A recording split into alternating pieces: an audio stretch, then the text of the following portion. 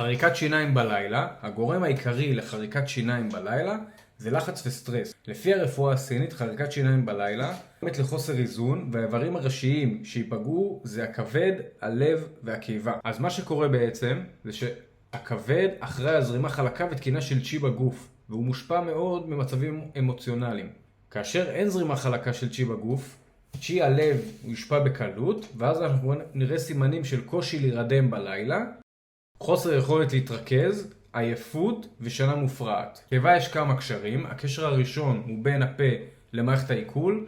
הקשר השני הוא מרידיאן הקיבה עובר פה ושולט על כל האזור של הלסת. הקשר השלישי זה אם אנחנו נאכל תזונה לקויה, הצ'י שלנו בגוף לא יתייצר כמו שצריך, ואז יש כאן מצבים של לחץ בחזה, כאבי בטן, שינוי ביציאות, קושי להירדם וחריקת שיניים בלילה. אז מה לעשות? אפשר לאכול עלים ירוקים. עלים ירוקים מרים, חסה, פטרוזיליה, סלרי, כוסברה. לעלים הירוקים יש תנועתיות והם עוזרים להניע צ'י בגוף.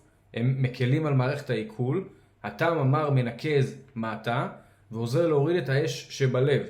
אפשר לעשות פעילות גופנית, צמחים ודיקור סיני.